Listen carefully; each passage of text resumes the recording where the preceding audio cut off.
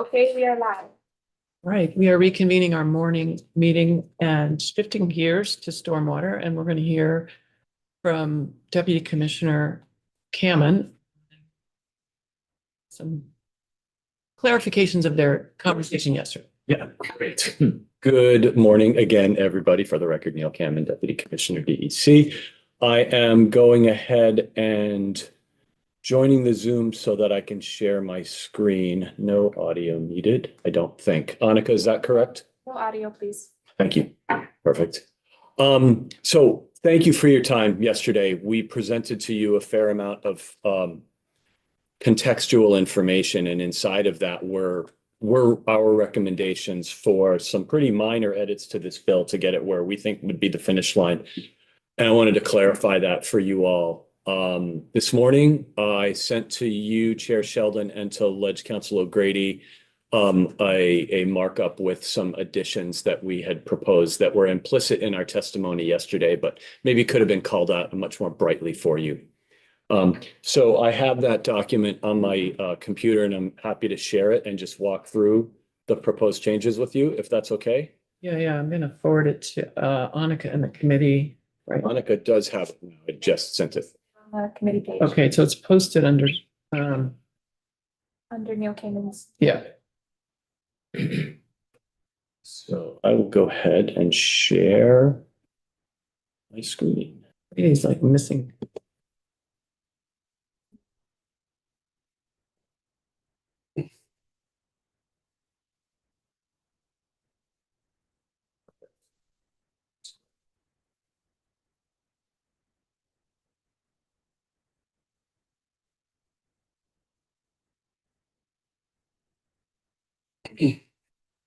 All set? Okay, great. So what I'm going to do is just walk through, thank you for as you bring it up on your own computers, but it is up on mine. So Mike O'Grady's most recent version of the bill, we took the PDF and just proposed some insertions to it, make it easy for him, if you all accept those, to incorporate it into a bill that you can act on. Just to interrupt, so I'm on the right one. This is draft 3.1. It should be labeled draft 3.1, 228, MOG, and 330. Yeah, so that's the version. So right now I'm going to go to page 3 of my document. And so the edit that you see, the October 1, 2028, is what was already in the bill that came from Ledge Council O'Grady's proposal. So that just defers the application date for Lake Memphremagog and Champlain, as we've discussed. The language down below, what it does here, we mentioned this yesterday, but if we're going to retain the Connecticut River in here, what we would request is that we defer the Connecticut River application date in kind to the deferral of the Lake Champlain and Memphremagog date, so that we don't load the program with back end administering the Lake Champlain and Memphremagog permits while at the front end taking in new applications for the Connecticut River side. There's a fair bit of work that needs to be done. So instead of getting rid of the Connecticut River piece, we would propose it go into effect 2038. But also, we had spoken about indexing it to a binding TMDL that EPA may put in place for the Connecticut River. And so what this language says is that if a binding allocation comes out, then it would be 5 years. It would either be 2038 or when that binding allocation goes into effect plus 5 years, whichever is earlier. So the latest it would go into effect would be 2038, or if something comes out from EPA that requires stormwater control over there, then we would put it in place within 5 years of that coming forward. Good. So it is, it's meeting the committee's desire to keep it. It's, the proposal allows for a little bit more transition time for the program, but recognizes the possibility of a TMDL as well. Fantastic. Okay, let's go to page 4, please, at subsection D. And what this language is doing is this is the impact fee that we talked about yesterday. So essentially what we're proposing to do And I think Mike O'Grady would need to kind of talk about the mechanical of this, but notwithstanding the provisions of the stormwater rule and the general permit on the ground right now, that impact fees would be waived if you could meet that 50% of the standard that we were talking about. So that's what Kevin Burke proposed to you yesterday. This is expressed here. So this will take the edge off of, some of the folks that you've heard about that are talking about impact fees, such as Stowe, Rutland Fair, others. Okay. Let's keep going then to, now we're going to be on page 9. Yesterday, we spoke to you a little bit about sort of the dynamic tension of money for residential subdivisions versus money for a commercial operation versus money for an MHC versus money for a school, whatever. What we've done here is the fundamental inclusion is this word including for residential subdivisions. So what we've done is made it clear that your intent is so dollars go to residential subdivisions, but it doesn't limit the applicability of this grant program to that. For example, if a municipality wanted to take on the Rutland Fair, wanted to take on a not a neighborhood site, a commercial site, that they could do that. So that is so we're not changing anything there. We're just making it clear that residential subdivisions are allowable recipients in addition to other regulated entities. And we've made that change in a couple of places here where this language reappears. Propose that change. So let's keep going down. So on page 10 in the appropriations section, the same including residential subdivisions, just to track and match. And keep going down. The study committee, the last proposal we have for you, a couple pieces in the study committee. Now we're on page 13 towards the bottom, which was the proposal that Gianna spoke to you about yesterday about a little bit broader language around how municipalities can access state level financial assistance, including from the Clean Water State Revolving Loan Fund, because there are other mechanisms that we can put to bear here. And then lastly, this is a discussion point on page 14 at the top, the proposal that the study committee roll till 2027 instead of 2026. So I think in retrospect, that might be a more suitable amount of time, but I don't know whether that's going to be palatable to the committee. So that is, they're pretty small, they're pretty surgical, but those are the changes that reflect our testimony yesterday. Members have questions?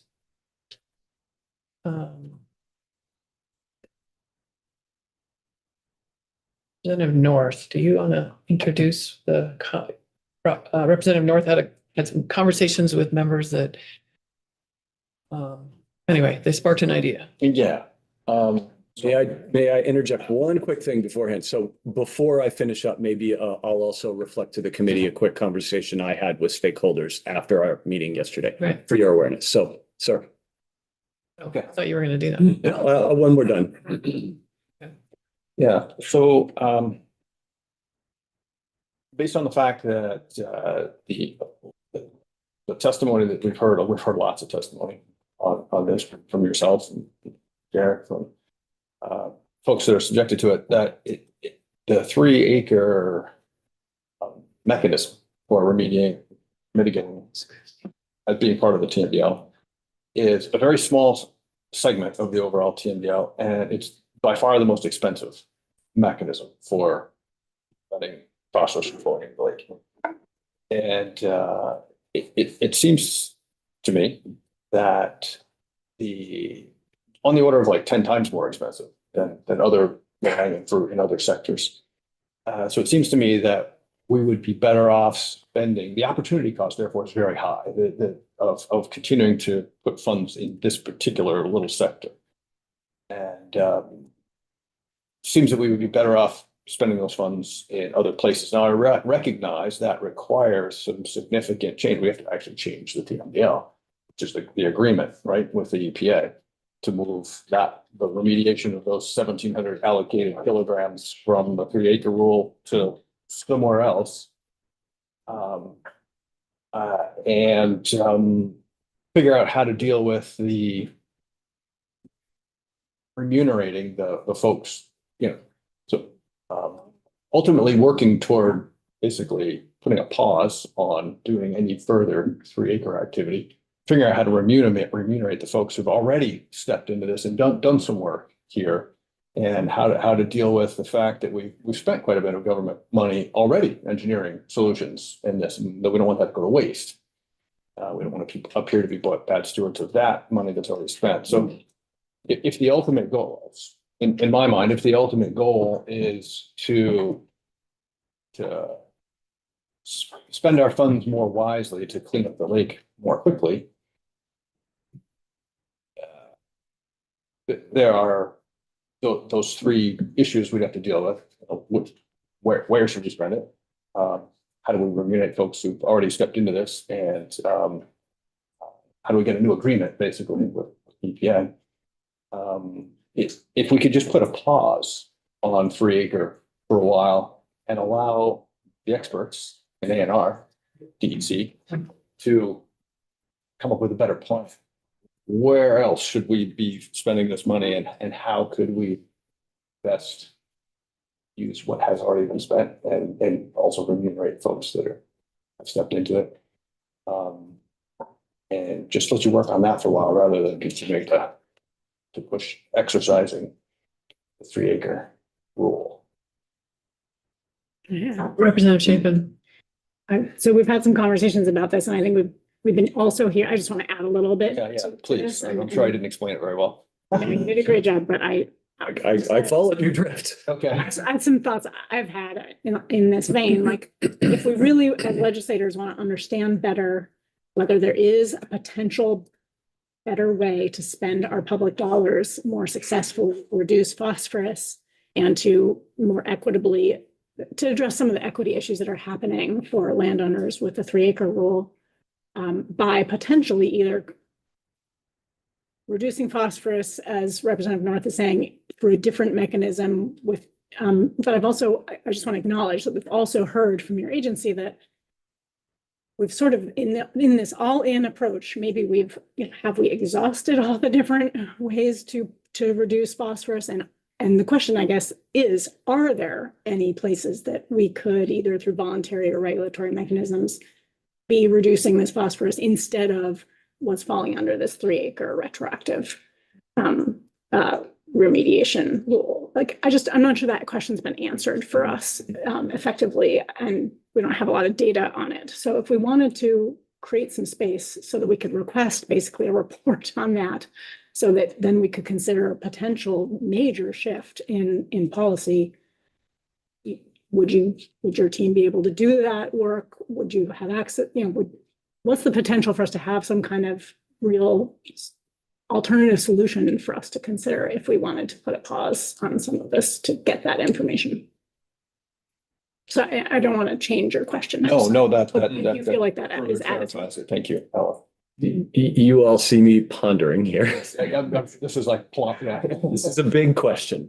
It's a really big question. So I'm going to sort of offer some reactions, not position, because obviously something that big would require a little bit more dialogue inside the agency and prospectively with our federal partners, which is actually kind of feels untimely right now. Things that come to mind. Representative North, thank you for referencing the sort of investments we've made to date, right? So there's $36 million or so going into this already for schools, owners that are being supported for the engineering work and the permit obtainment. And I feel like that we need to make that good, right? We don't want to strand that investment. And those are real nutrient reductions that would be obtained. The question becomes, so if that's 100 and however many owners, 180-ish owners, then, where are we going to go to get the pounds for the rest of that? And that's your core question. The way the TMDLs are structured now, here's a second reaction for you. The way the TMDL is structured right now is that the stormwater, because it's regulated stormwater under the Clean Water Act, compelled as a state program by the TMDL, it lives in what's called the waste load allocation side of the TMDL. So we have to consult with EPA, even if we want to move things around within the waste load allocation. And the areas where we would move within the waste load allocation would be either to the MS4 communities. So there's an equity piece there because that's a constrained set of communities. To the wastewater treatment plants, which is going to add cost. You're going to spend more money to get those reductions than you would for the 3 acre. Or we go look to the load allocation, which is the non-regulatory voluntary side of the TMDL. And there you're talking stream channel, you're talking forest lands, and you're talking agriculture. Agriculture is, I'll use Secretary Tevitz's piece, agriculture is 62% of the reduction for 40% of the load already. So there's a conversation there. What I think about, absent engaging EPA on the TMDL, what I think about is how different sector stakeholders then come in and position around this new 1,700 kilos that has to find its way somewhere, and possibly not on my watch. Some fraction thereof, given some of the remediation that's already been done. Fair. So I don't think between now and crossover, there's time to actually have that discussion. We have engineering firms work to, again, this is all reaction, right? Just sort of thinking off the top of my head. We have engineering firms working on behalf of their owners on this work right now under funding that has timelines. So I'd be hesitant to pause that. We have folks that are lining up, a few folks that are lining up for construction. They might immediately, if we're going to notice a couple of year pause, that activity would likely stop. What that means, from a business perspective for the engineers or the yellow machine consultants that do the work, I don't know, but these are reactions. But reopening the TMDL itself, that's a big deal. It would require engagement with EPA. It is EPA's TMDL, it's not the state's. So we would have to request that the EPA reopen and readjust the TMDL. When we do that, I could see the likelihood that the state of New York would become interested, especially because when the TMDLs were promulgated for Vermont by EPA, the TMDL on the New York side of the lake remained a New York State TMDL and in force. When the TMDL was redone by EPA on the Vermont side of the lake, the new water modeling showed more capacity for the lake to assimilate more phosphorus while still meeting its goals. This is getting into the detailed technical pieces of the TMDL, which meant there was a little bit more capacity, a little bit more ability to discharge wastewater phosphorus or 3 acre phosphorus or agricultural phosphorus or forest level phosphorus. And if EPA reopens the TMDL and New York decides that they want a piece of that new capacity, then that new capacity EPA will have to decide whether they want to do that and whether they want to give some of the additional capacity associated with the additional water loading into the lake to the state of New York, rendering the reductions for Vermont that much harder to achieve. These are just initial reactions based on almost stream of consciousness, but my understanding of it. So how do we ask the question without reopening the TMDL? I think that's at the core. There's a legislative study. You could ask us to noodle on it without pausing the program. I think if we were going to actually pause the program legislatively, I would need to take that back to, Secretary Moore and Commissioner and, have some conversations with other key people in the department. And I'm mindful of your time. Does, Is that helpful? yeah, just pushing out the dates as we've talked already, essentially pause the program. It does not necessarily pause the program. Kevin has a team working on this who are actively working on applications that people are actively filing. The net effect of the date deferral may cause certain people to hold back on applying, knowing that they have a little bit of extra time. Right. And that would be a sort of a natural slowdown in the flow of new applications in. But it isn't a pause. If legislatively the General Assembly directs DEC not to implement 3 acre for a couple of years while we think about how we might restructure the TMDL, I do believe then EPA is probably going to be interested and engaged to the degree that they are able to engage. But I do know that they would want to.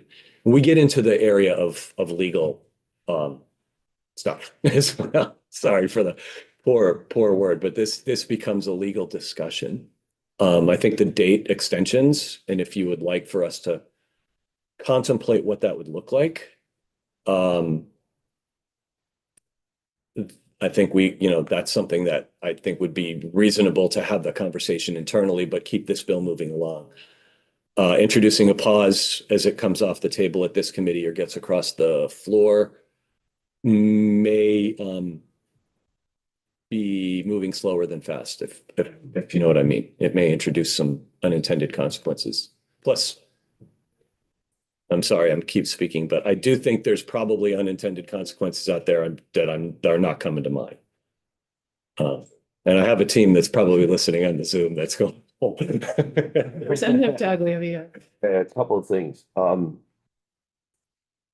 I think we heard testimony to the effect that we could tell from flows whether or where the phosphorus was coming from, whether it was New York or Vermont. We brought up the idea that if New York saw us get a pause, then they were going to want it. But if we can figure out, like you said, there was a way for the TMDL to be adjusted, isn't that because they could tell which waters could handle the adjustment? Number one.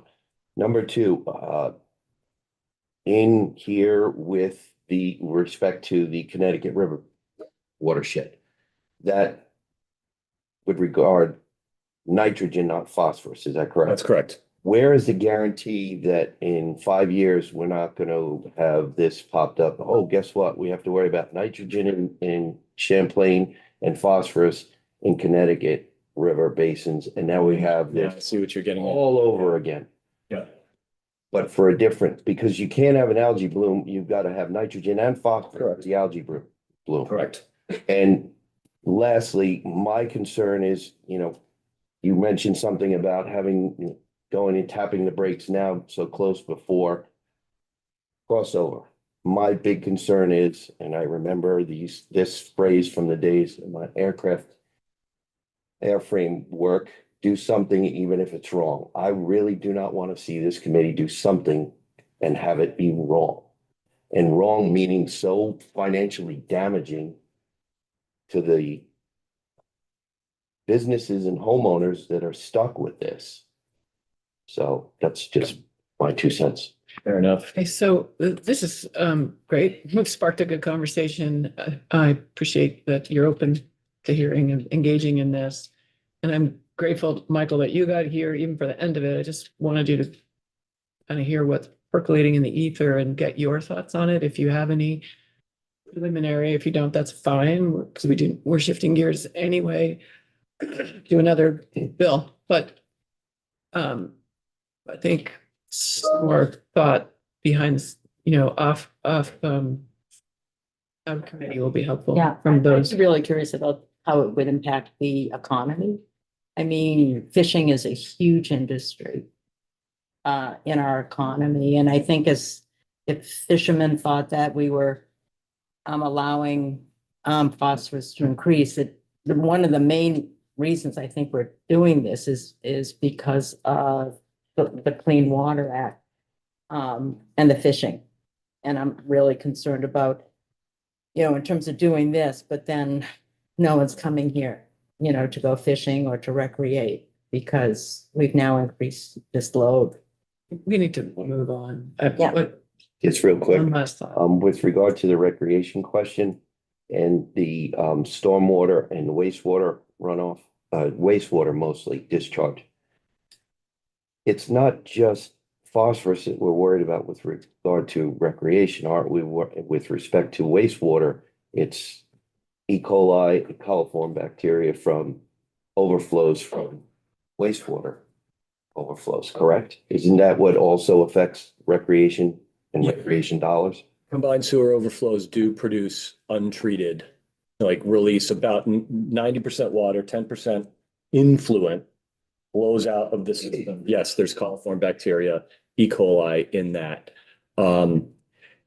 That's not the same as phosphorus. There's a lot of nuance there with combined sewer overflows and phosphorus. They're a little bit separate issues. Now, once you have a CSO that's separated, that's good. If the CSO is treated like Burlington treats theirs, it is disinfected before it goes in. So that's actually a permitted CSO.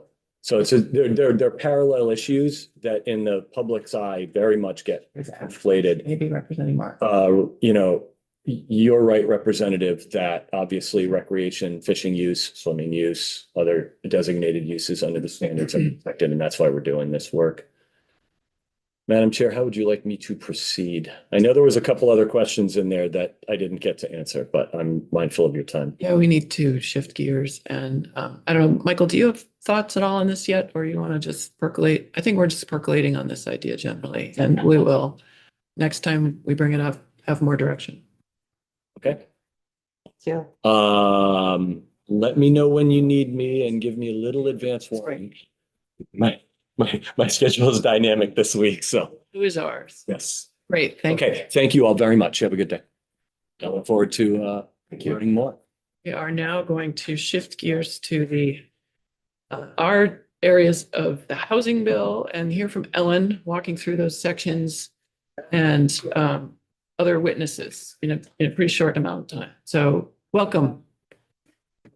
Legislative Council. Ellen Tchaikovsky, Office of Legislative Counsel. So I am a little bit short on time, but I am only going. Till 11, right? Yes. So I am only going through the appeals language that are in. Want to know Grady for brownfields? Yeah, I don't know, try. Jamie, can you grab O'Grady, see if he's still there and just ask him about. It's right out there at this table. So in draft 7.2 of the General and Housing Committee's committee bill, that should be posted on your website today, stated March 11th, 8:38 a.m. Those sections that I drafted start on page 20. We have that up as a separate excerpt, It's not as a separate, I just sent the whole thing. Okay. whole thing. Page 20. Yeah, so it starts on page 20. Actually, though, hold on, because I think we only have O'Grady until quarter till. Do you want? Accurate. Yeah. Okay, Schedule that I had is not the schedule that you have. well, You have, the body has from. well, I believe Durfee had you till quarter till, and he then gave me 45 minutes, so 10 to 10:45. Got 5 minutes with him. Oh, well, anyway, the brownfield section I think is shorter and it's your section. Ellen doesn't want to cover it. And so I'm thinking quickly to dive into the brownfield section of the housing bill.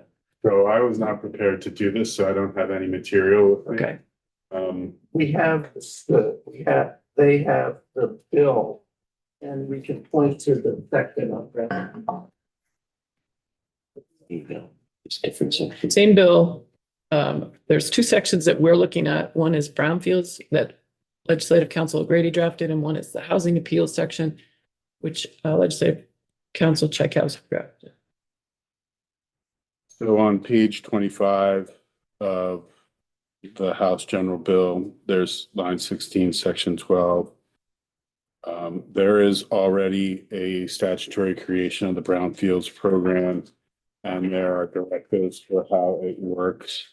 One of the directives that you would be adding is on page 26, line 5 through 8. When they conduct review of a property, which they have to do, and review of an application for assistance and for a liability release letter, they are going to prioritize a review of remediation at a site that contains housing that is planned for construction or rehabilitation of single family or multifamily housing. So it doesn't preclude other sites from being part of the brownfields program or receiving assistance or receiving a release from liability, sir. It just prioritizes those that are proposed for housing in the review process. So I have a question about contains housing.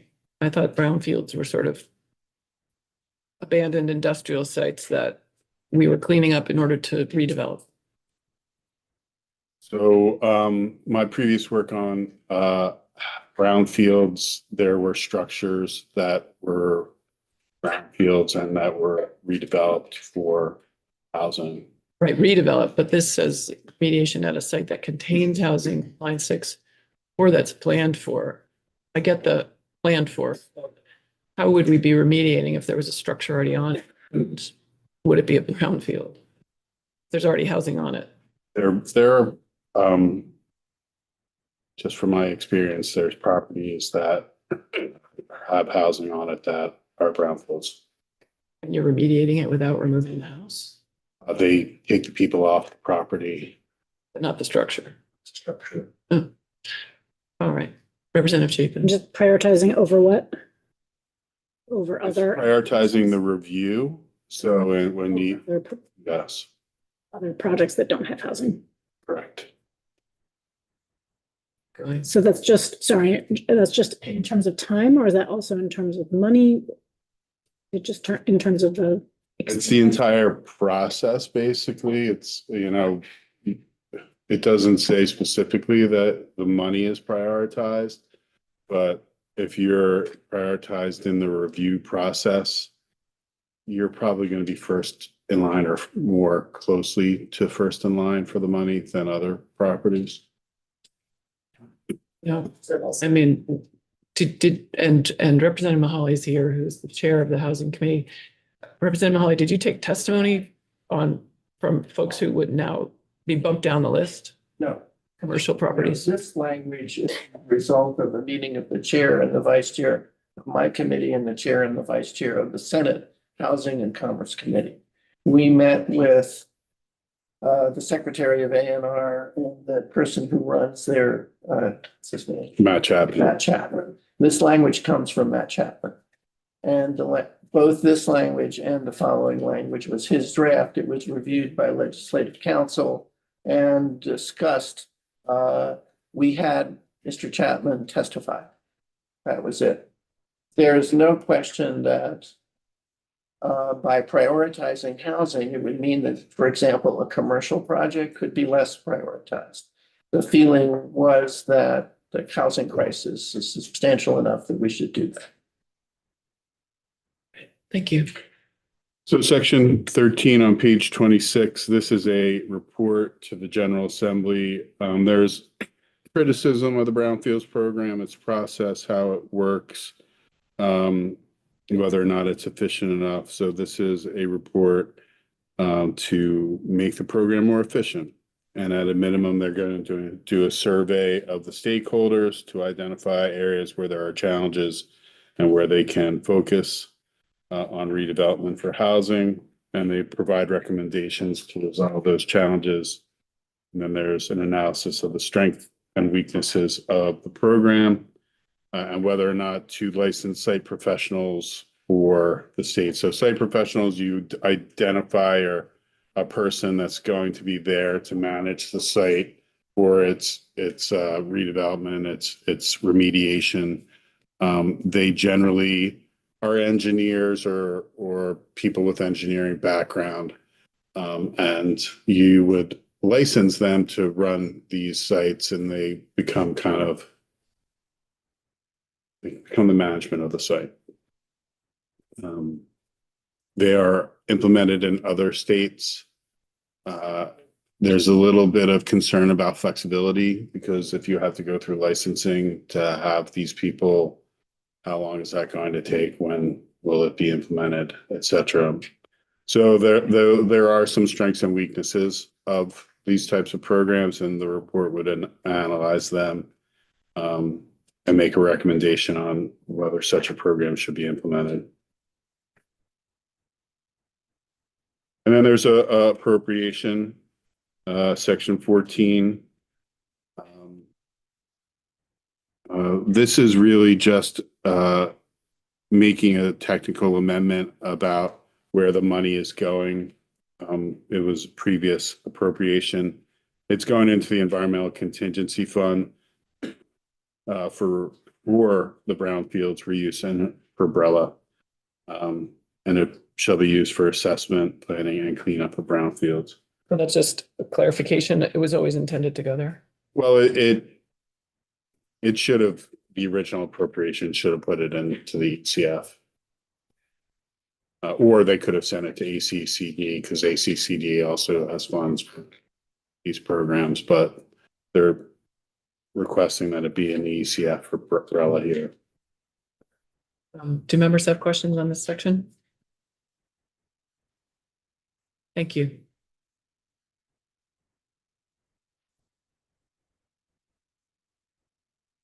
All right, back to page 20.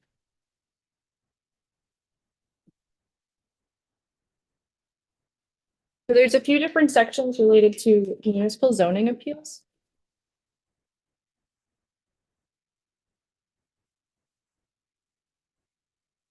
So first on page 20, this is amending in section 8, 10 VSA 8504, which governs the environmental division of the Superior Court, their process for handling appeals.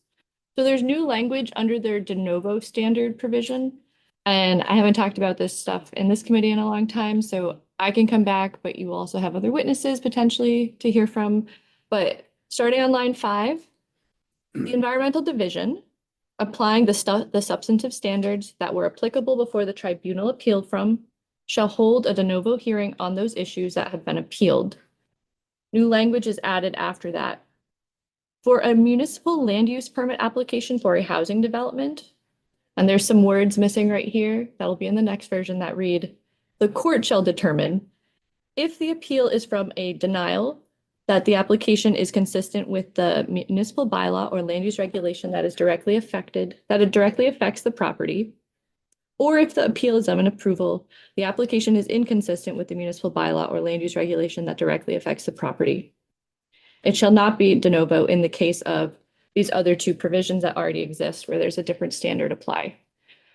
So there's a sort of a transition piece of language missing there that says the court shall determine, but it's asking the court to look at if the application for a municipal zoning permit for a housing development, if it's consistent or inconsistent with the land use regs on that property.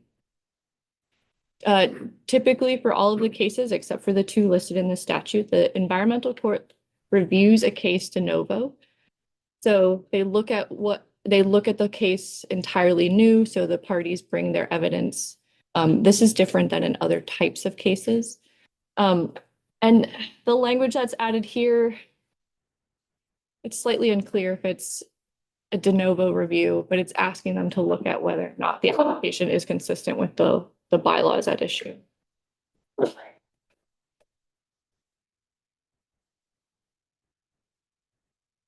The next provision is on page 21. So on lines 14,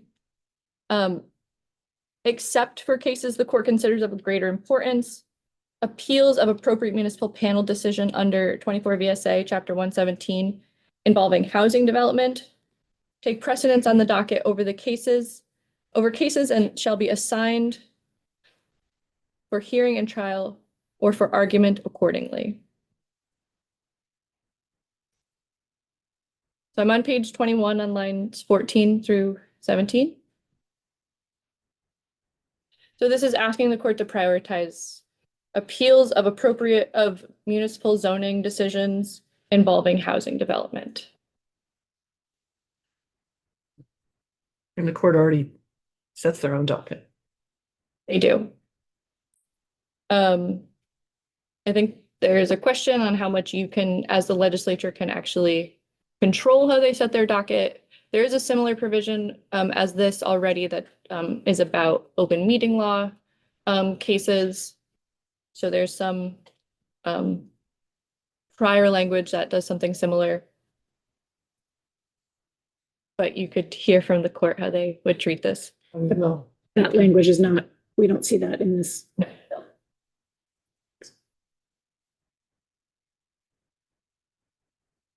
Next, in section 9, this section amends the requirements for standing to appeal a municipal zoning decision. So the language is on page 22. This committee looked at this language last year and did make a change. So currently in statute, in order to appeal a zoning decision, there are parties that are listed that are eligible to appeal. And changes are being made to number 2 and 3 of that list. So last year, your committee worked on 3 and 4. Last year, your committee worked on number 4, which previously had been any 10 persons who may be any combination of voters or residents or real property owners. You increased that to 20 persons last year. This version is removing that entire standing provision. So it's removing what has been called as like the neighbor provision, or these are not people who necessarily live in the immediate vicinity of the project, but are any combination of people from that town, 20 or more could appeal. So it's getting rid of that. And it's also changing the standard that is currently in 3, which is, this is the neighbor provision. So it previously was any person owning or occupying property in the immediate neighborhood of the property who can demonstrate a physical or environmental impact on the person's interest under the criteria reviewed, they could appeal. But this is changing that standard. So it's now a person who can demonstrate particular injury that is attributable to the decision.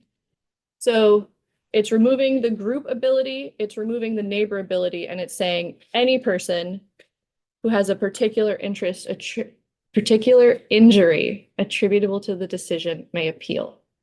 This is very close to standing in what is most other cases where you have to demonstrate that you've been injured by something in order to appeal. It's also fairly close to the Act 250 language, which is why I keep tripping over it. And under Act 250, you have to have a particularized interest in the proceeding in order to appeal. This is similar. The language here came out of a decision by the environmental court that did say particular injury attributable to this decision. That's why the committee initially chose this language. How does one demonstrate particular injury? I mean, this is what nearly all other cases require as part of an initial showing before the court will allow. So When you say all other, do you mean all other, like injury, like I got hit by a car? potentially, yes. This is a land use thing. Yes, but so it could be monetary, or it could be, I do think it's in under Act 250, it's a little more clear because there are enumerated criteria and you look at the impact. But I think interest is different than injury. I agree. Different. I was going to say, I think it is a little vague here. Yeah. Right, because there's not necessarily an enumerated risk list. So yes, they will need to show that something in there. And so this, I do think, is pretty standard analysis that lawyers are in the habit of demonstrating. Whether or not it's an easy demonstration to make in a land use case, I don't know. But property value, access to clean water, traffic impacts, I think that you could provide more clarity if you'd like to. Representative North. Just wanted to know if that particular injury phrase is a defined term somewhere else in any of the regulations. In any regulation? Yeah. I don't know. Is it a standard legal term that's defined somewhere? I can't tell you off the top of my head. Could it be? I can't tell you off the top of my head. Honestly, I would need to think about that, and I think that there are lawyers who practice in litigation who probably have more information on this. I do think there's probably precedent on what it means. Representative Chapin. Just my understanding is this would be an appeal on a decision that has been made, but something like a building hasn't been built yet. So I'm just curious about the language, particular injury that is attributable, and the word "to" is missing on 111, that is attributable to the decision or would be attributed to the thing that happens because of the decision. Are we capturing Right. the future injury that this person is claiming could happen? Because it's all hypothetical. So As I'm opposed to a car struggling. accident. I'm struggling with how this works in a zoning appeal. A decision has been made. I don't know if I can really explain it more than that, other than this is new language, so you may have a point. We're talking about the decision of the issuance of the zoning permit, and so in some circumstances, there may be an injury at that point of someone, but the universe is. I don't know if I can be more specific. Let me answer a narrow question that you can answer. Does this include future actions that would happen because of the decision? Yes, yes. How? By the issuance of the permit, so anything that would be captured. What is it? I don't see where that would be captured here. So, Could be a future I mean, injury. that may be your intent, but I don't know that it's here. Representative Mahaly. I just want to mention that, well, the intention here was to mirror Act 250. No, General, in terms of creation of a standing. okay. Creation of a classic standing requirement. And the standing requirement does refer to potential injuries. So for example, let's say a project has a runoff problem. You know, it's impervious surface and there's runoff into a stream. At the hearing, let's say I, as a person with environmental concerns on the other side of town, had objected to this and thought it needed more protection of the stream, I could appear and say that. But if I wanted to sue, I would have to allege that I swam in the water or that the runoff would be on my property or in some way impact me.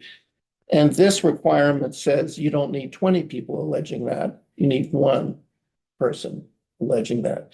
But the typical standing requirement is always future oriented. It's a question of pleading that you demonstrate that.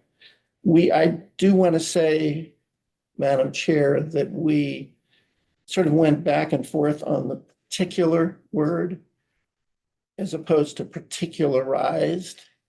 And our committee was really on the fence on whether we go with particular or particularized. The word particular, as Judge Zone can testify, comes from case law. There's a lot of case law on standing.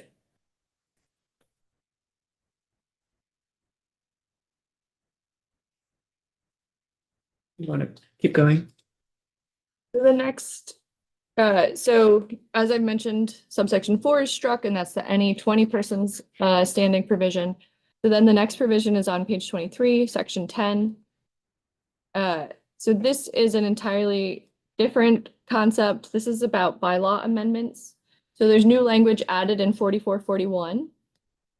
So down on line 12, page 23, notwithstanding this section or any other law to the contrary, for municipal zoning bylaw amendments, they that are required to comply with amendments to this chapter, no hearings are required to be held on the bylaw amendments.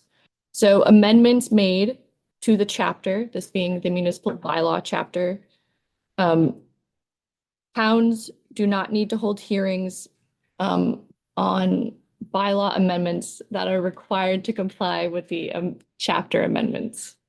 So when the legislature updates the chapter, it requires the town to update their zoning. They don't have to hold hearings on those amendments.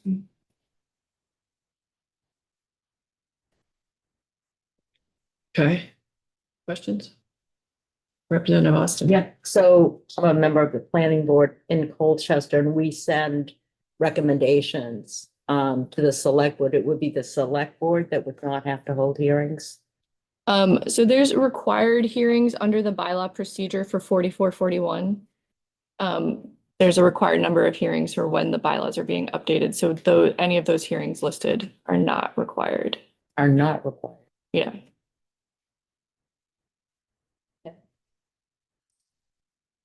So then the last section that I did was section 11, and this is updating the study that the new Land Use Review Board is working on regarding appeals. So currently that study is due January 15th, 2026. The Committee on Housing in General is proposing to move it up to November 15th of this year. And they've also added a new slight clarification on line 17 on page 24, which is that they also include specifically what resources the board would need if they're going to be taking on appeals. So just to provide clarity on what they would actually require for them to do that work. And so those are my sections. There is going to be a new draft today in 8.1 that will have that fix those couple of typos that are in here. But yeah. Great, thank you. Do members have questions for council? All right, thank you. I am coming back at 11:30. Yeah, And also I'm available later today if great. you need me. Thank you. All right, we have a couple of other witnesses to hear from on this. We have Judge Zone with us. So good morning. It's my first time in this committee. Tom Zone, Chief Superior Judge. Many of you I've had the pleasure of meeting before, and thank you for having me and asking me to come over. Can I start off on the easy one? Is that the Fish and Wildlife one?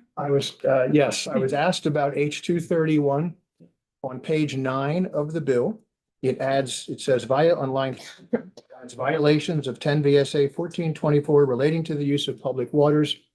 We have no issue with that. What it does is it makes clear and corrects what happened back in 2015 when there were some areas removed. The only suggestion I would make is to change the language a little bit because 1424 is what we would call an enabling statute. And it says that the commissioner is entitled to enabled to make rules that would be enforced. So I would suggest just having this say violations of rules adopted under, and then continue with the rest of the sentence. Where was that on? On page 21, on page 9, on H 231, line 21. And it would just say violations of rules adopted under 10 VSA. Because that's what 1424 does. It lets the rules be enabled. It enables rules to be adopted. So you're not really violating that statute. That's the easy one. Any questions? As far as we'll call it the housing bill, I'll start off, if it's okay, on page 20. I have some comments that I can go through unless the committee would find it more helpful to ask me questions. Madam Chair, what do you think? The opportunity to do both. So why don't you start with your comments? Okay, so the language that has been added on page 20, lines 7 through 12, talks about the analysis, and I heard that they're going to be adding some verbs in there to make it work better, but this is what already happens. You don't need to add this language. When an appeal comes up, the appellant has to, if they are appealing a denial, the appellant has to show that it met the bylaws. If it's someone who is appealing a approval, they have to show that it doesn't meet the bylaws. That's what the judge and the court does now. So you don't need this language. Representative Chapin. Is there a reason to not have the language if it does mirror? I can't say that there's a reason not to have it. I can just say that when you put language in a statute, it should be put in advisedly and with an intent, because lawyers and judges are going to say, why did they add this? What are they trying to accomplish? And so we already know the standards. Don't really, I'll say it doesn't do any harm, but it doesn't add anything. Makes the green books thicker. Exactly. Adding benefit. The section on page 21, lines 14 through 17, we'll call this the prioritization section. We already do that. The court prioritizes every case to have them taken care of in a timeline that's going to work for the parties. If we had someone come in today with an appeal and the parties, what happens is an appeal is filed, there is then a status conference where they discuss how much time they need for discovery to exchange information and gather additional information to get ready for the new trial. If parties came in today and said, Judge, we're ready for trial today. My understanding is if it's a 1 or 2 day trial, they would have a trial within the next 30 to 60 days. In other words, there are not extensive delays. And if my understanding is there's no cases right now where parties are saying, we want a trial and the court can't deliver on those trials. When we have these cases come in, the judges will discuss with the attorneys what's a reasonable discovery schedule. We are aware that these cases have been sometimes coming up through the system for a while, and that can cause frustration. I'm aware of that within the past several months. There's been more than one case where the attorneys came in and said, we need 6 months. And the judge said, well, in one case, the judge said, well, it's a legal issue. What do you need 6 months for discovery for? And the judge carved it back. In other words, the two judges in the environmental division are well aware of the concern about moving cases and making sure we address cases without unnecessary delay. The critical word there is unnecessary, because there is a delay that is necessary for individuals' due process concerns to be able to gather the information. If you put in language about prioritizing a certain class of case and saying that the court, we can overcome that if we have something of greater importance, what's the criteria for what I think is of greater importance? When we prioritize something, okay, it's a housing case, so it's a single family. They're going to be building let's say a single family dwelling. They're tearing down the camp and they're going to live there permanently. Do we prioritize that over a commercial endeavor that's going to bring 200 plus jobs to the community?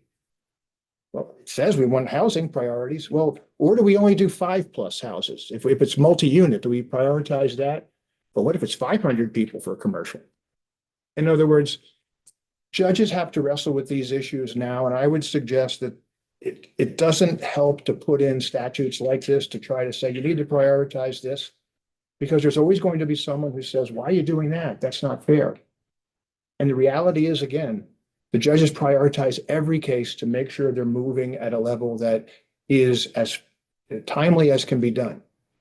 Last year, the environmental division in 2024, and for the past 13 months, has had a 152% clearance rate. And what that means is, for every 100 cases that have come in, 152 cases have been decided. We are ahead of, we're moving more cases out than are coming in right now.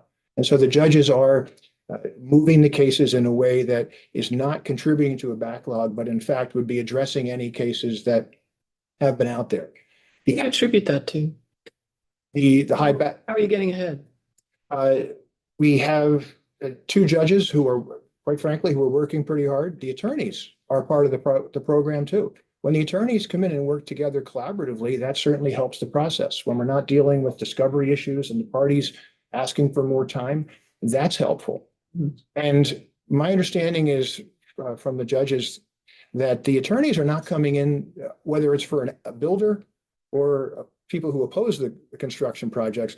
The attorneys are generally not coming in saying, oh, we want less time, judge. It's usually parties saying we need more time. And that's on both sides of the equation. Now, are there times that doesn't hold true? I'm sure. But overall, my understanding is it really is a process that the court works with the attorneys to make sure we move it as fast as we can. What's the universe of appeals that we're talking about? How many land use appeals?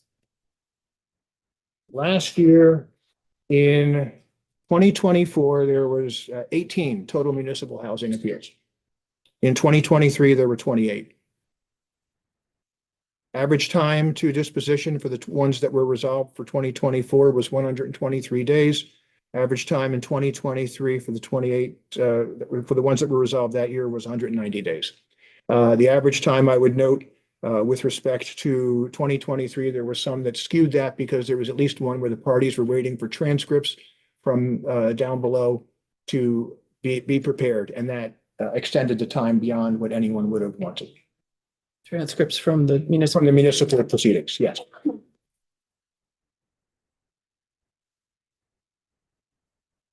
Standing. Representative Austin has a question. Oh, sure, I'm sorry. Yeah. If we go back to the de novo Mhm. hearing, first of all, just what does de novo De mean? novo means basically a new trial.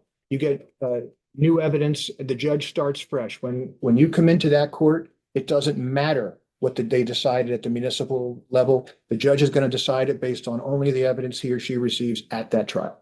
So that language is difficult for me to understand. It may be legal language, but for the municipal land use permit application for the housing development, if the appeal is, why wouldn't it of a denial? I don't understand what that means. And the application is consistent with the municipal bylaw or land use reg.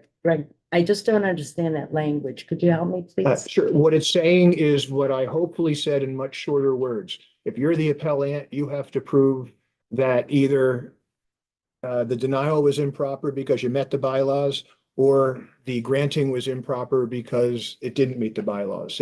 It's that. I get it. I was first yet. I got with ledge counsel. That's how I read it. Great. Correct? Okay. Thank you so much. Thank you. I think it could be less wordy, but Yeah, I'm sure it's legal, language. It just was hard for me to understand. Thank you. so on standing, that would be on page 22. Currently, standing would require under subsection 3 on line 5, where it begins, two things: that the individual has to own or occupy property in the immediate neighborhood, and they have to demonstrate a physical or environmental impact on their interest. This proposal expands that.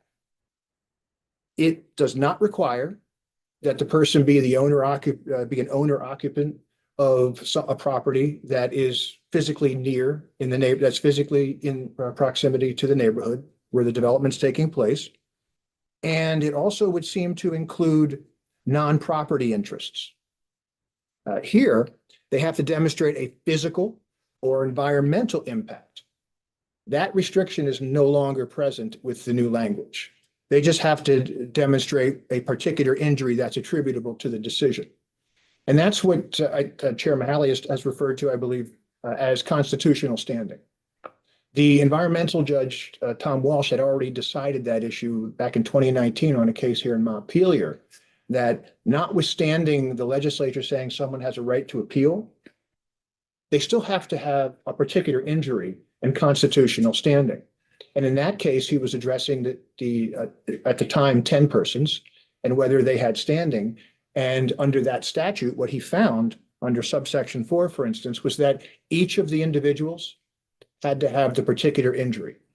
So it wasn't 20 people, one of whom has to have that injury. It's 20 people, each of whom has to have that particular injury to establish it. So if this change is made, you are expanding the category of individuals who currently under subsection 3 would be able to appeal. If that is the intent, that's a policy decision, just as changing from 10 to 20 or having subsection 4. Well, we might expand them, but can you help us understand particular injury? So you may have more people able to appeal, but under more constrained circumstances. In the case that he decided, the Capitol Plaza, Judge Walsh, after he concluded that you had to have a particular injury in order to get involved, and there were some who didn't meet that, he allowed intervention. And what he focused on in that case was that there were traffic impacts that person could identify. They could identify that if this development goes in, there's going to be more traffic and their driveway was in a location that it might impact them. It also could identify that when that individual was in their neighborhood walking around as a pedestrian, the additional traffic could be a particular injury to them. And these types of injuries are distinct from the effect on the general community that you can point to and say, I live there. And if I'm walking down the street, this is something that might impact me. And so there's a number of other types, but that I think is an example of where the court has found a particular injury. It doesn't have to be 100% guaranteed. It's just the reasonable possibility of that occurring. Representative Sakowicz. How impactful does an injury have to be before it's considered applicable? Because you could have a very, very small injury, in which case we would say, well, we shouldn't be appealing based upon something so tiny, but it doesn't seem like, do we have any rules or ways to decide at what point an injury is I can't- significant enough? I can't say that I've done the research on whether a de minimis injury is sufficient for a particular injury in this context. It's not, I don't sit in the environmental division, so that's one where I would phone a friend to the environmental judges to say, wait a minute, is there a de minimis rule? Because in some areas there may be. I can't tell you whether or not that exists. This says a particular injury. And so if there is an injury, that should be sufficient. But again, I don't know if there is a line, a level of, well, not that low. I don't know. The only other thing I wanted to talk about very quickly on this bill is on page 23 and 24. There is Act 250 appeal study that's being developed. Conspicuously absent from the list of entities that have to be part of the stakeholder group is the Vermont judiciary. And we would request that we be included. We think that the judiciary should definitely be part of any Act 250 study where we're looking at the issues that are going to be addressed about appeals. And that's on page, that is on page 24. It starts on line 4. And I believe goes to line 12 where they have the list of entities, but we think the judiciary should be included. I know the judiciary has reached out to Chair Mahaley on that, as well as Chair Clarkson of the Senate, who was also in these types of issues. And I'll let them speak for their position on it. Has the judiciary been engaged in this type of study before? With the last Act 250 study last year, I actually sat in on. We did have, the judiciary was included as an entity that was part of it. Now, certainly there's certain aspects of studies like that that the judiciary needs to steer clear of. We can't give advisory opinions. We don't really want to get into the policy issues so much, but certainly anytime you're looking at impacts on the courts, anytime you're looking at the type of information that this group would be looking at, we think it's important to have someone there to provide the perspective and to serve as a resource for judicial information, data and such. It would be assumed that the group would reach out to different people with skin in the game, if you will, for that advice. I mean, there's a environmental division, has its perspective for a reason in this instance. Like, it's what you do now, and you might not want to give it up. My thought was that if the legislature did not add us, it does not say that we can't reach out and ask to be added. But I did think that it would make more sense to have us added right out of the blocks to make it very clear that we should be consulted so that there's no mistakes and we don't get left out. I'm going to rewind a little bit. Let's go back to how the standing section of the bill relates to the first section of our sections. The language you started out by saying was unnecessary. So someone gets standing and then they can appeal, and then we get into the section on appeals to the environmental division. Someone would file an appeal. Yeah. Let's say. And then the question would, if there's a challenge to whether or not they have standing to pursue that appeal, the environmental division would need to determine that before they would proceed to determining the case. And then they determine the case under this language, which you say they're already doing anyway. That's correct. Members to understand how these are interconnected, because we haven't had time to get into land use a lot this year. And understanding how they interrelate is important. So for instance, in the case that I mentioned before, the Capitol Plaza case, what happened was there was an appeal. The city of Montpelier was involved in the case and filed some motions. And then the judge, before the case went to the actual trial, to determine what was going to happen as far as the permits, the judge addressed this issue right up front of who has standing, who is an interested person, and how do we do that? And so that set, if you will, the table for how the case would go forward. But that's something, for instance, that does take time. If when you have challenges to standing and such, you don't just say, okay, a week later, everybody come in, let's figure this out. The parties have an opportunity to make filings and you would have appropriate hearings. And so that's the type of situation that can extend the time that it takes to address appeals. And I guess one other thing I want to ask you is, part of why we're interested in the appeals is because we respond to what input we get from the outside. And one of the things is that occasionally there is a difficult appeal that takes a long time.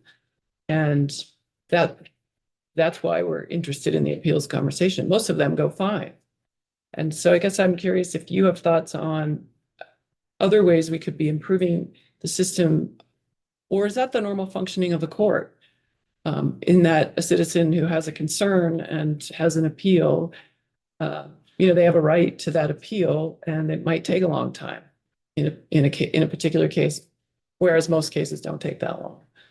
Does that make sense? And I'm Absolutely. curious what your thoughts are on that. I think you're correct that there are times that cases take longer than all of us would like them to take, but the reality is that that's the process.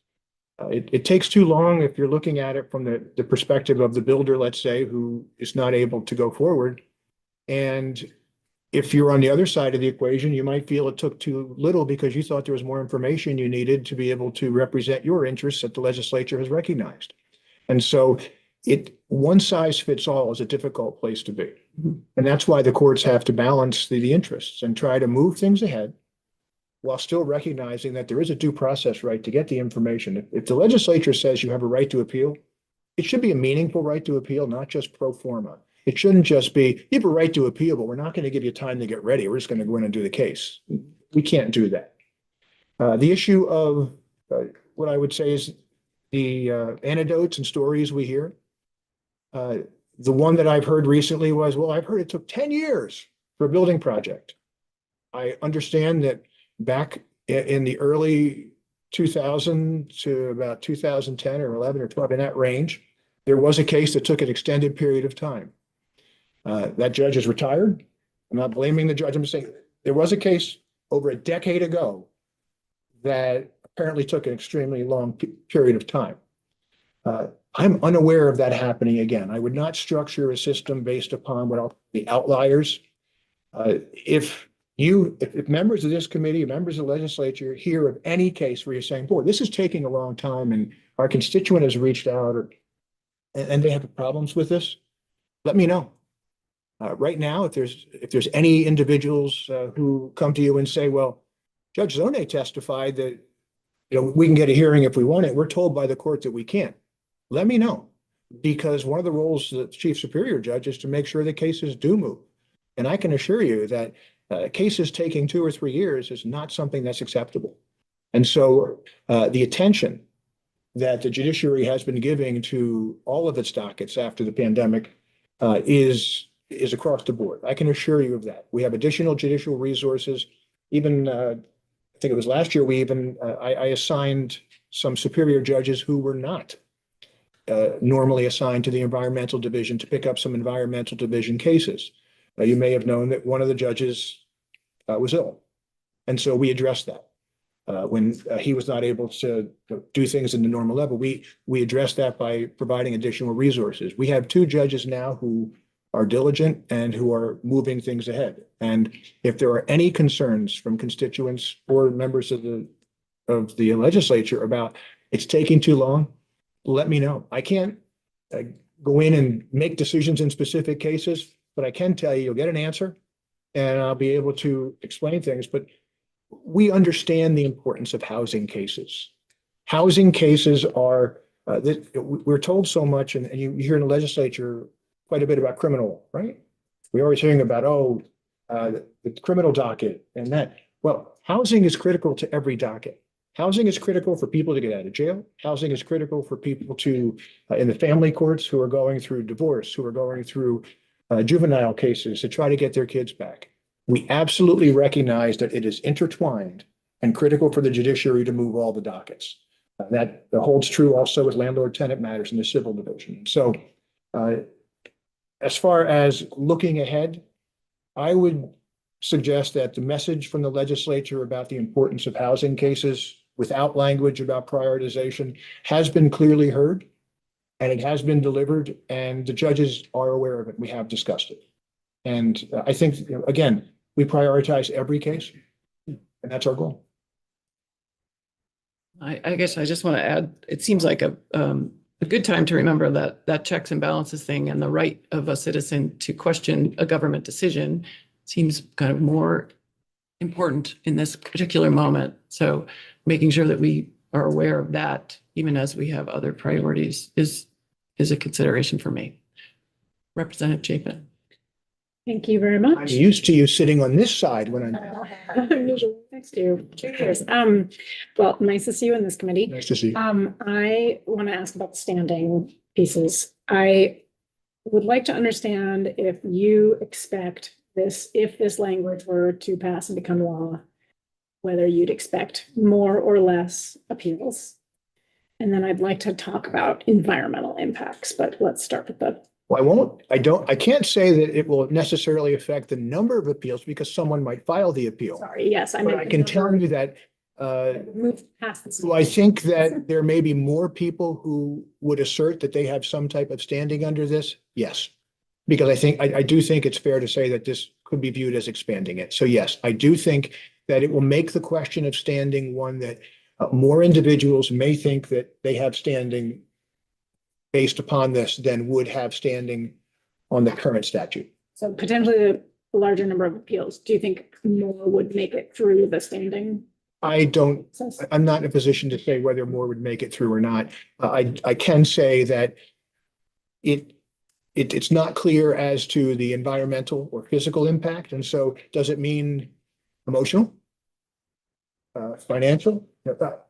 So those are the questions the courts would have to decide because they're left unanswered by the statute.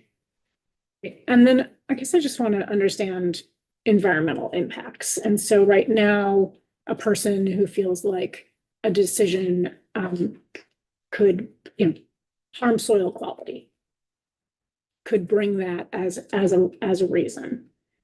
I'm sort of just making something up here, but under this language, a person who can demonstrate a particular injury is, now it doesn't say that that injury is to physical or environmental. So is that injury just to the person and their property? A particular injury that is attributable to the decision. That's something that the courts would have to decide, whether they have the standing, whether they have that particular injury. That's the constitutional standing. Something that's not affecting me or my children or my house, or I guess it would have to be the soil on my particular property that I own. That puts me into that area of, I really can't get into that because that is I would be giving almost an advisory opinion because Judge Walsh, for instance, has talked about that constitutional standing overlays any other standing that you would provide. In other words, constitutional standing, which requires a particular injury, overlays the statute. And so you have to meet the statute and there also has to be the constitutional standing. And so I can't say how the judge would look at certain facts. Thanks. Further questions for the judge? Thank you so much for taking the time. My pleasure. Thank you for having me. Have a great day. And I will say, if I'm allowed, please, this is the cheeriest room. I'll come back again. Thank you. Great. Thank you. Jamie Fidel.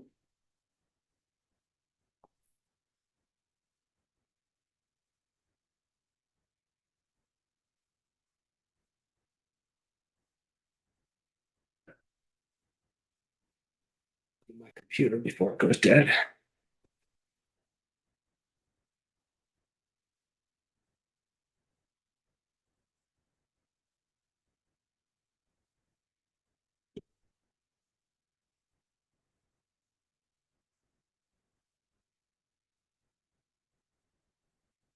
Okay. Morning. Thanks for having me in. I'm Jamie Fidel, General Counsel and Forest and Wildlife Program Director at Vermont Natural Resources Council, we have been tracking the housing bill. Very involved in Act 181 from last year. That set up a lot of process, including the appeal study, which will be happening, which we think is going to be really important to get at a lot of the larger issues right now that we're discussing about how to build in efficiencies into the appeals process. There's a number of important questions that were asked as part of that study. The intent last year was to really do a necessary deep dive and to get people together and figure out how do we help make the process efficient? How do we obviously balance that with legitimate needs that they have through the process to deal with impacts that may actually injure them, as we were just discussing. So it's important to really, I think, look at that process as a way to hopefully make some progress. And we're aware that there's, interest right now. We have a housing crisis. We're trying to deal with that, and we're trying to find ways that potentially there could be some interim measures that have been discussed. Chair Mahali's committee, which you've been talking about today. So on a couple of these issues, I guess, that we were just discussing in regards to appeals,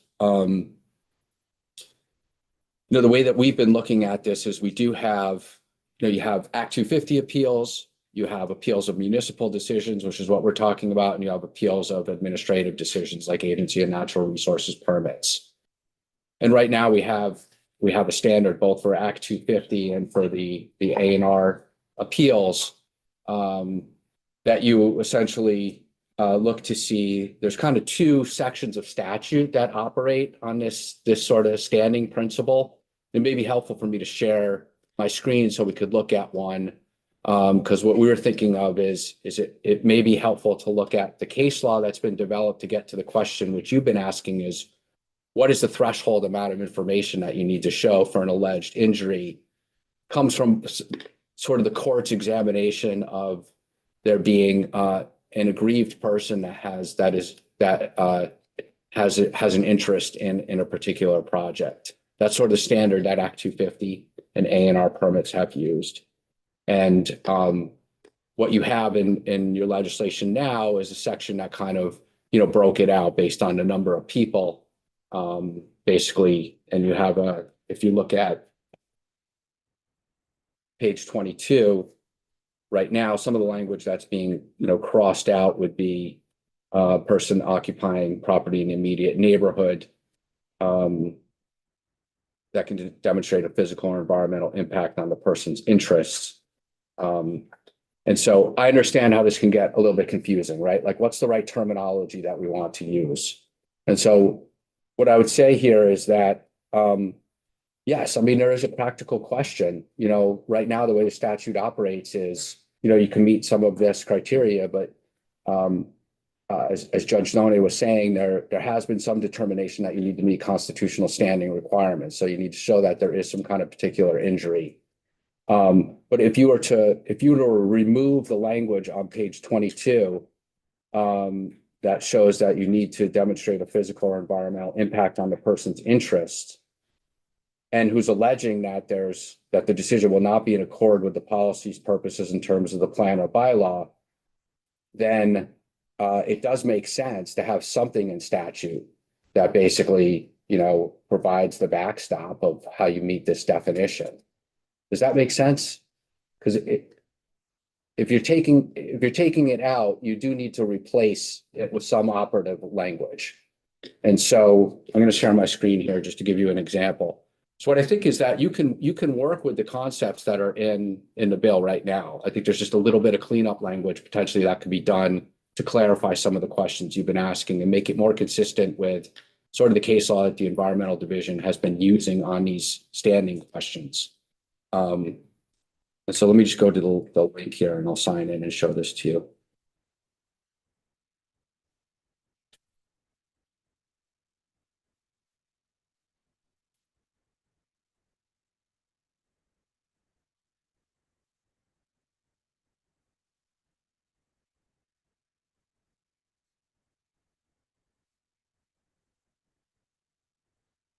I thought this had this already up.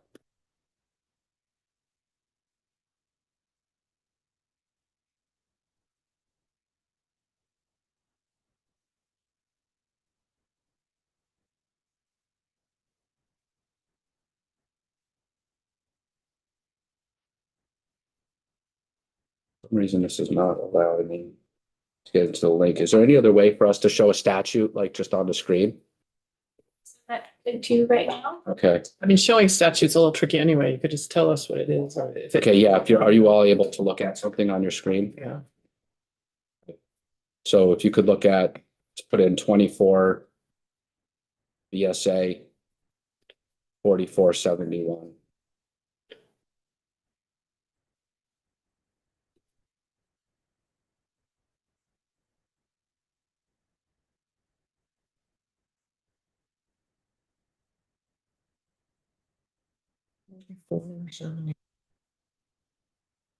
After VSA.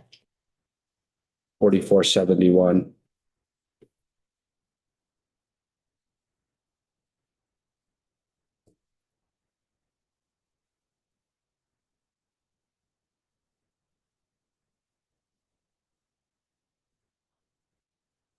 All right, my computer's not cooperating right now to allow me to log into the Zoom.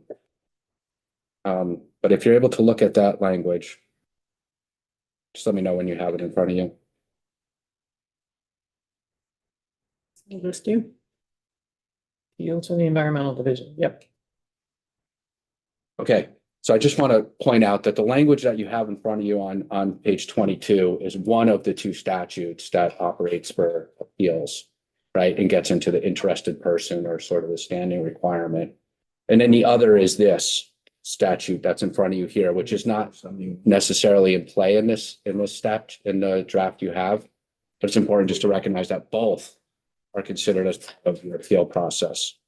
And so as part of 24 VSA 4471, an appeal to an environmental division.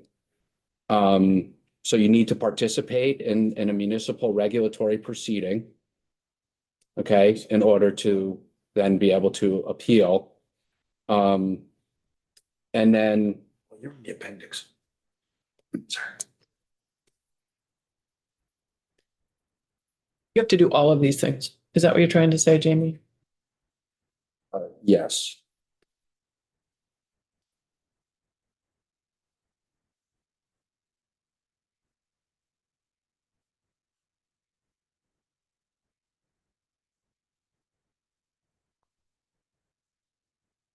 And then I'm sorry, if you could also go to 10 VSA 8504.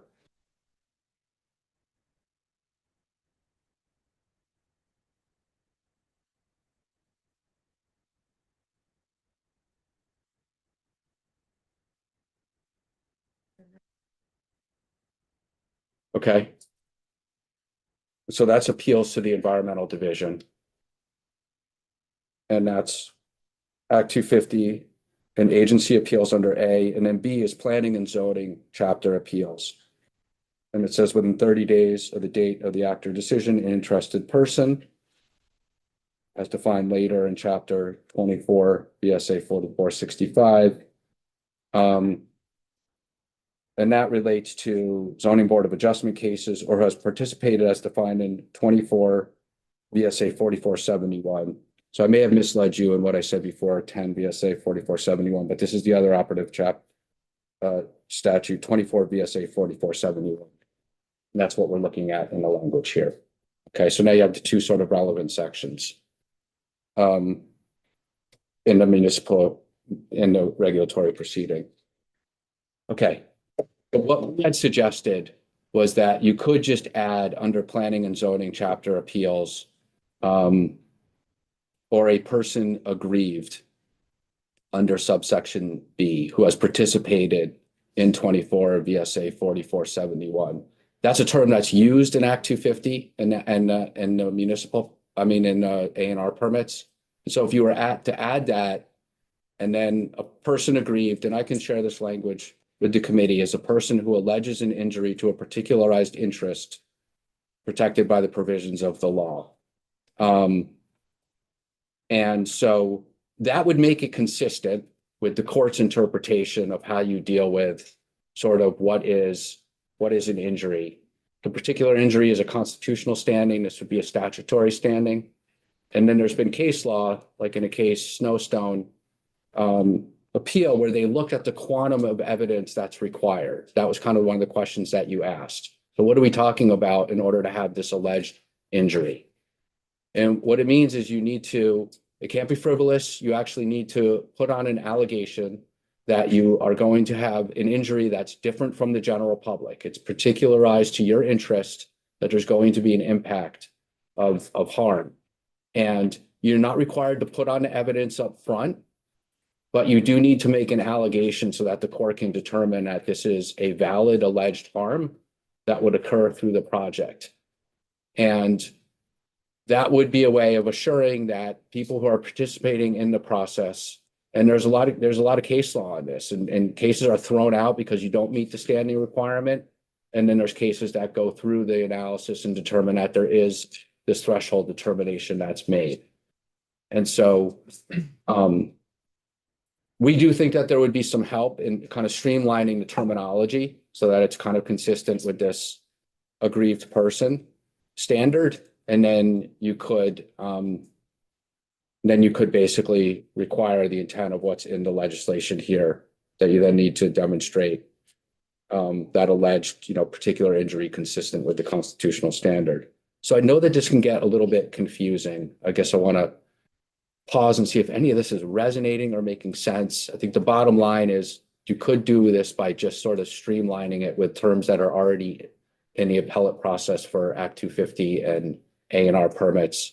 Try and make it consistent with those terms. The courts have already looked at those issues and determine what the quantum of evidence is to meet that threshold determination. So I think it could just be a little bit of cleanup language of what's in here.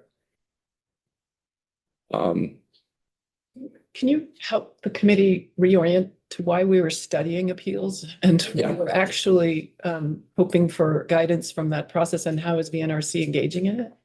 Yeah, so we're really interested in engaging in it. My understanding is that right now, one of the LURB members, Brooke Dingledon, an attorney, has been charged with putting that group together. I'm not aware of the group meeting yet, but I believe that they will hopefully be meeting soon. We hope to participate in that, along with, I'm sure, many of other interested groups. We already have some ideas about ways to build in more efficiency into the process. And so it will be an important step along the way. And how much of these changes would be, how much guidance would we get from that report on this area of statute? I would assume this will all be in play, but I think that you could look at, like, what's the standing requirement? Like, do we want to actually build in something that's potentially more than what exists on the face of the statute now, or that's been interpreted by the courts? So how do we make sure that we're not allowing, let's say, just frivolous cases to gum up the system, right? How do we make sure that there are legitimate grievances that are then going to the appellate process? But then I would say, like, just as importantly is, like, how do we address then the actual efficiency of the process itself? And so there have been a lot of different proposals that could be considered, right? So do you go to on the record review for decisions as opposed to doing it de novo? Does that create a record that then allows for more efficiency? There's pros and cons to that, but that's the kind of issue that should be looked at. Another issue that is important to look at would be the consolidation of appeals. That's been important. People don't want to lose that opportunity. So if you're appealing an agency of natural resources permit, a municipal permit, maybe even an Act 250 permit, that you don't have to do all those separately, that you can consolidate them and hear them all at the same time. So that would be an important consideration. What's the best venue? Should it be with the environmental court where it is right now? We now have a land use review board that is being professionalized. The land use review board, which used to be the natural resource board, used to hear appeals on Act 250 decisions. They used to do that through a professional board. So it was more than just one person, a judge. You could have an attorney on the board, but you could also have an engineer. You could have natural resource professionals. You could have people that understand the criteria of Act 250 actually serving as a professional board and reviewing the appeals. And so that's another model we could look at to find out, would that potentially bring more consistency to decisions over time if the LURB was handling the appeals? How do we do it in a fast and efficient way, right? So, like, should housing be expedited? Let's say at one of these venues, you're looking at how to expedite that potentially at the environmental division. If you shifted it to LURB, how could you expedite those housing appeals? Does it make sense to have a hearing officer that could review housing appeals in a more expedited way than would traditionally go through the entire process.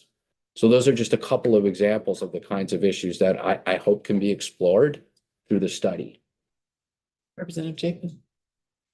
Thanks. I feel like for some of us, we're going sort of in a circuitous route, but I would love to just hear, does the NRC, what's your position on these changes that we're looking at today in terms of standing? It sounds like you would suggest some change in language, but overall, Yeah, does it seem like a good step, given that there is this process and study committee that's going to then come back with some feedback on. Yeah, with just a couple of potential like clarifying tweaks on the language, we're comfortable, with this approach.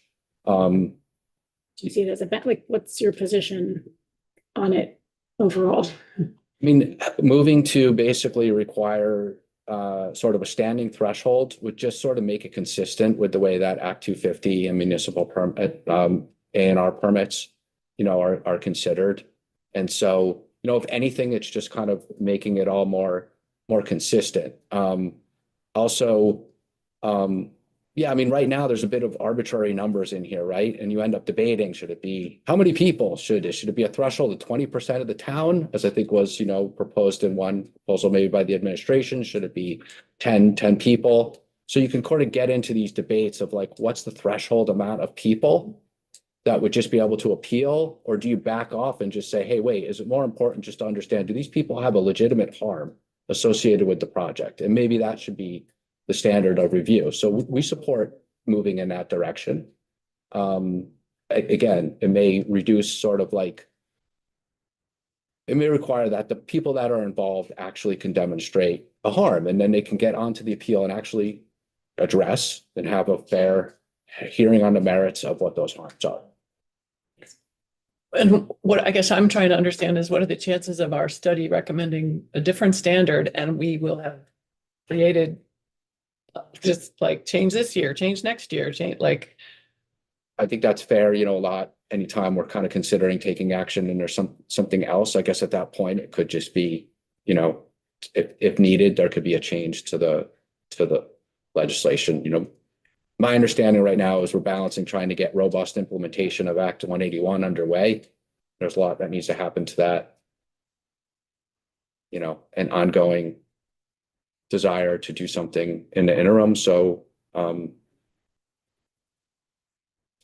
how to make sure that all streamlined and consistent is really important. So I appreciate your question.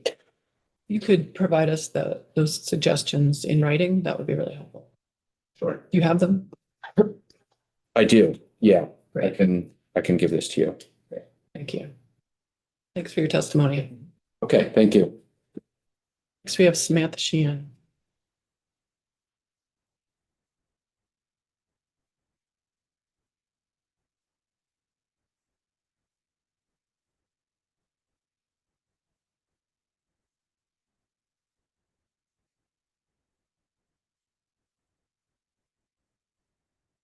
Oh, Welcome back. yes, I was gonna say thank you for having me back so soon.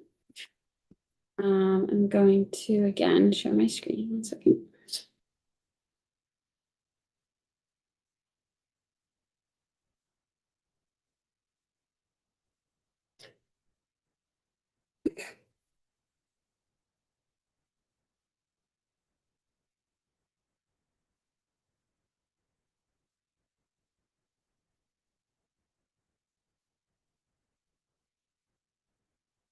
Being so hard. There we go.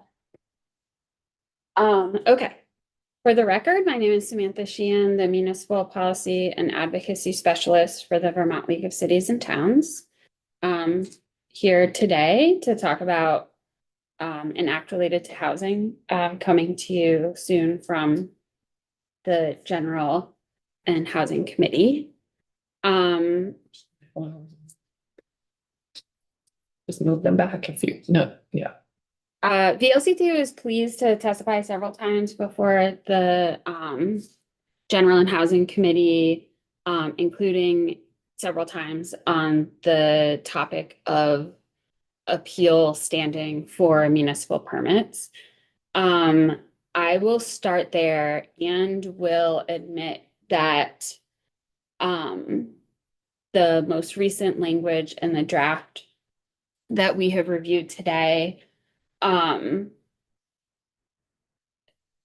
I don't have feedback from our VLCT attorneys on that, given the pace and sort of general congestion of crossover week. Given the judge's testimony to you today, I would say it'd be premature for me to give like an up or down vote on the language that is currently included, but I'm really happy to talk to you about VLCT's perspective broadly on the sort of burden, frankly, of permit defense at the municipal level. So VLCT has long supported and continues to support efforts that enable the development of housing that communities have envisioned and planned for and allowed. So unlike some state permits, all municipal permits, long before a developer or homeowner acquires a land and goes before a permitting body, there are multiple and successive broad community-wide efforts that go into the development of a municipal plan and a bylaw. At each and every one of these public opportunities, according to state law, there's robust opportunity for any member of the community who supports or opposes a local bylaw change to be heard. And this persists straight through to the issuance of the permit. So municipal bodies that issue municipal building permits or shoreline protection permits or wastewater permits, any type of municipal permit, those bodies are citizen bodies. These and DRBs in most cases in most cities and towns have professional requirements as well. So there are a certain number of engineers, architects, attorneys who serve on these bodies. And this is, you know, after a planning commission process, after multiple public hearings before the legislative body, the select board or the city council. This is oftentimes in really ambitious endeavors such as creating a new designated area or establishing form-based code. There are even longer, oftentimes years-long public engagement processes with town halls and feedback sessions and, you know, movies get shown on the town green, right? Like it is the community that is making the decision about the type of housing or the type of commercial development that is most appropriate and best supports their vision for the future. When those permits get issued, municipal officials would like to see the project built. We generally support language in this bill and other efforts through the ongoing sort of review of Act 250 permit study that would restrict who has standing to make an appeal. From VLC's perspective, restricting standing would be a positive change. We have in the past supported measures that would restrict it to abutters. We have in the past supported measures that would increase from 10 to 20, from 20 to 50, so on. But our ultimate goal would be to limit the number of appeals going into the court. And then just sort of affirming what the judge said, which is that it is also our experience that when appeals reach the environmental court, they are managed fairly and with due process for both the municipality defending the permit and for the appellant, and consistently over time. That is certainly an advantage of our system now that sends these decisions to the court.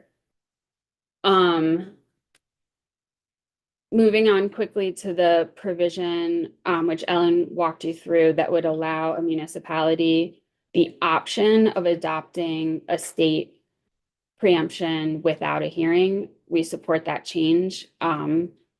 you will remember that Acts 47 and 181 introduced a number of new municipal preemptions. These were things like the density bonus on municipal sewer and water, a change in the allowable parking minimum for a new development. We surveyed our members over the fall about where they were in the process of adopting those preemptions into local code. And only, I can't see this on my screen, but I think it's 13%. Yeah, only 13% of municipalities had not started that process to make changes in local bylaw.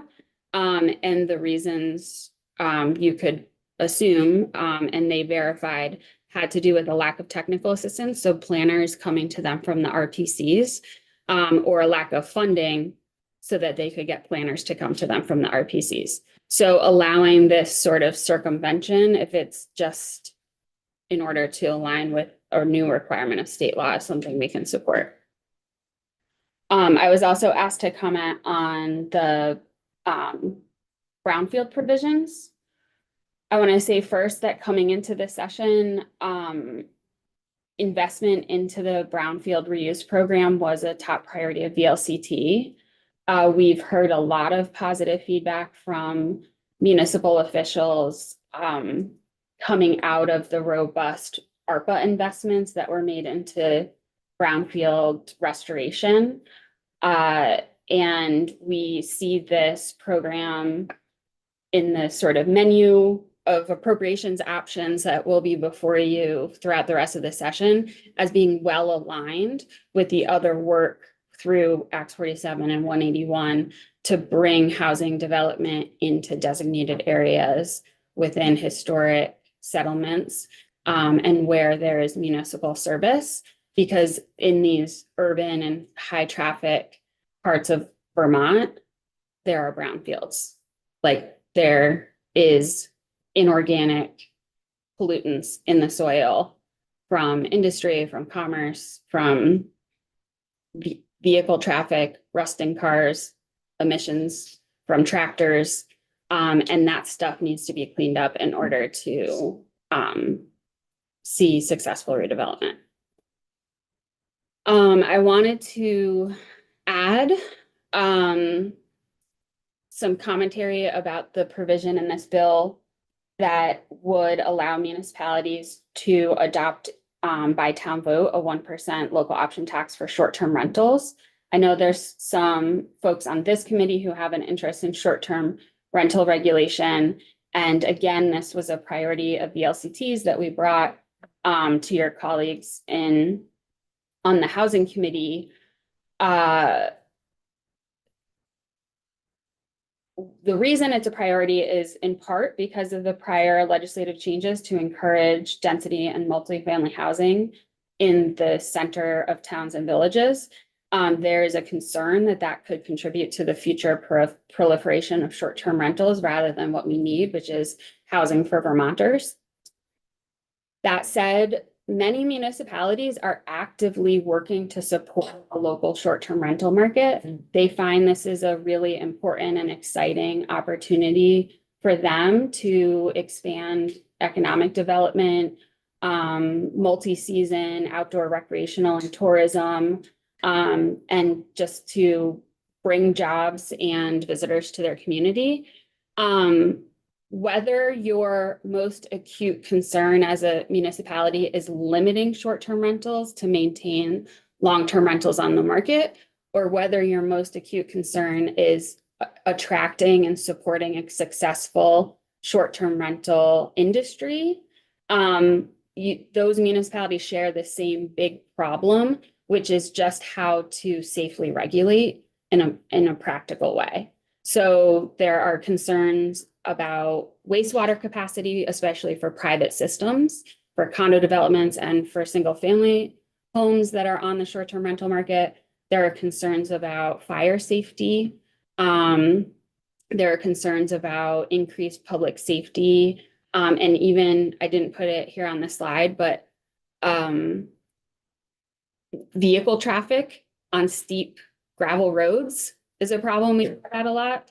with more and more people going up into more remote parts of the community. So it takes people and it takes money to safely regulate these types of properties. And so we need a new local revenue to support that work at the town level. And then lastly, I want to address what is really our number one top priority related to housing, which is public investment into infrastructure. Again, Acts 47 and 181 necessitate expansions to municipal sewer and drinking water service in order to realize sort of the promise of new housing at density. And we have a big problem. Before any new sewer systems become more than an idea, before any new multifamily developments can actually go to permit, we need to the municipal projects that were already in the pipeline before last year are driving a more than $240 million funding gap after state grants, after federal grants, and after municipal bonding votes. So that brings us to, oh, I have a typo. I used the old number of 9.1 at the bottom, but the new number of 15 million at the top. So VLCT certainly supports the component of this bill that would create a new revolving loan program through the bond bank and would fund that program with $15 million. We certainly support legislation and sort of ongoing debate about how to enable municipalities to come up with other types of financing for these projects so that we can ensure future growth and future development is happening in the places where we want it to happen most. Thanks for that overview. It's very helpful. Do members have questions?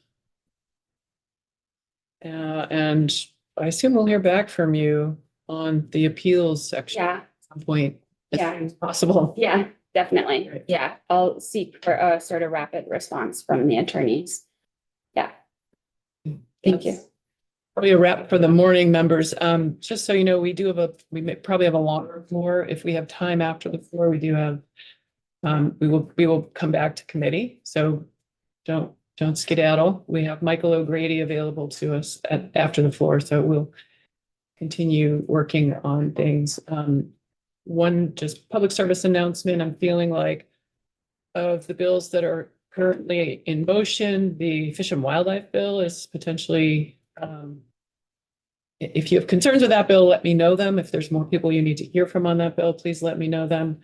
And then the other things are still in process. This afternoon, we're scheduled to finish the walkthrough of 319 with Michael O'Grady, but we can have questions for him on that and discussion as well on the testimony we took this morning. That's it for now. We'll break for lunch, or we'll adjourn for the day, or